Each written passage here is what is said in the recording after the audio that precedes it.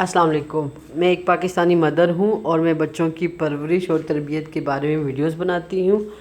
आज की वीडियो देखते हैं।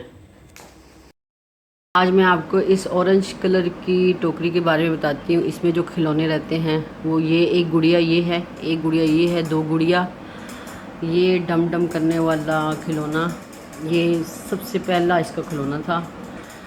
ये मैंने मलकवाल से लिया था और चूँकि मैं ये चाहती थी कि ये ख़ुद तो किसी चीज़ के साथ खेल नहीं सकती, तो ये इसकी आवाज़ सुन लिया करे। इसके अलावा ये एक छोटा सा भालू है, ये भी मैंने मलकवाल से लिया था। और बाकी ये खिलौने हैं, ये कुछ रिंग्स हैं डिफरेंट कलर्स के। अच्छा, इस टोकरी के बारे में बता दूं कि इसमें जो खिलौने हैं यही खिलौने रहते हैं, इसमें मैं न्यू कोई भी ऐड नहीं करती।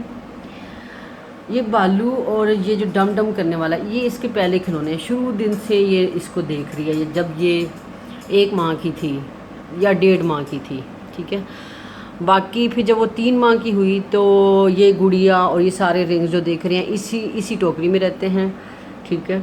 और रोज़ इनको एक दफ़ा इनके साथ खेल लेती है, देख लेती है। अभी चूँकि 7.5 माह की है तो सिर्फ देखती है, पकड़ती है इन चीज़ों को। लेकिन जूं ये साल की हो जाएगी और चूँकि इन्हीं खिलौनों को देखते देखते, इसी टोकरी के कलर को देखते देखते बड़ी होगी, तो उससे क्या होगा, उसके दिमाग में एक ऑर्गेनाइजेशन सिस्टम पैदा होगा। यानी कि ऑर्गेनाइज्ड चीज़ें, ऑर्गेनाइज्ड खिलौने या टॉयज़, ठीक है। उससे फ़ायदा ये होगा कि उसकी लाइफ में, उसके दिमाग में एक ऑर्गेनाइज सिस्टम बन जाएगा, जो कि बाद में उसकी लाइफ में बहुत काम आएगा। मैंने एक और वीडियो बनाई थी, उसमें टॉयज़ के बारे में बताया था कि उसका एक एक टॉय जो है, एक एक खिलौना एक एक जगह के साथ मखसूस है, यानी कि स्पेशल है, वो वहीं पे रहते हैं। जब उसने गाड़ी में खेलना है तो उसके पास एक ही तरह का खिलौना है, जब उसने वॉकर में खेलना है तब भी एक तरह का खिलौना है, जब उसने बेड पे बैठ के खेलना है तब भी उसके पास एक तरह का खिलौना है। तो ये सारी चीज़ें सिर्फ ऑर्गेनाइज़ करने के लिए हैं दिमाग को, क्योंकि जब हम बड़े हो जाते हैं ना तो हमारी सोचों में तरतीब नहीं होती, हमारी सोचें ऑर्गेनाइज नहीं होती। उसकी रीज़न ये है कि ट्रेनिंग नहीं की गई थी। तो ये जस्ट एक ट्रेनिंग का हिस्सा है। ऑर्गेनाइजेशन जो होती है उसको सीखने के लिए, बिल्टअप करने के लिए। और चूँकि ये शुरू दिन से ही मैं इसके साथ ये सारी चीज़ें कर रही हूँ, तो इंशाल्लाह ताला जब वो बड़ी होगी तो इसको बहुत फ़ायदा होगा। तो आपके साथ ये चीज़ें सारा कुछ शेयर करने का मकसद ये था कि मैं चूँकि एक पाकिस्तानी मदर हूँ और अल्लाह का लाख लाख शुक्र है कि माँ बाप ने पढ़ाया था, तो मैं ऑलरेडी गूगल से सर्च करती थी बच्चों के बारे में। यूट्यूब से मैंने बहुत कुछ सीखा। अंग्रेज़ों के जो बच्चे हैं वो क्या क्या करते हैं, वो किस किस खिलौने के साथ खेलते हैं, या स्पेशल माएँ जो होती हैं स्पेशल ट्रेनिंग कैसे बच्चों की करती हैं। फिर वो बड़े होके जो बच्चे होते हैं वो बहुत बड़े सिस्टम से गुज़रते हैं, वो मुआशरे का एक हिस्सा बनते हैं, मुआशरे को फ़ायदा देने की कोशिश करते हैं। वो सिर्फ ये नहीं होता कि बस खाते पीते हैं और अपनी ज़िंदगी गुजारते हैं और बस एक दिन ख़त्म हो गया और बात ख़त्म, नहीं।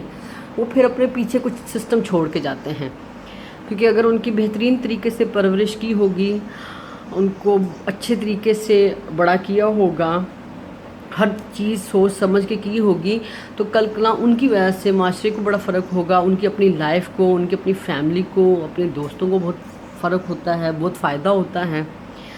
तो जब मेरी औलाद नहीं थी तो बस मैं यही प्लान करती रहती थी कि जब मेरी औलाद हो जाएगी तो इंशाल्लाह ताला मैं ये भी करूँगी, मैं ये भी करूँगी। मैंने ऑलरेडी एक चैनल बनाया हुआ है, एजुकेशन के नाम से है, तो उसमें मैंने बड़े बच्चों को पढ़ाना कैसे होता है इस तरह की कुछ चीज़ें बताई हुई हैं, लेक्चर्स के बारे में बताया हुआ है।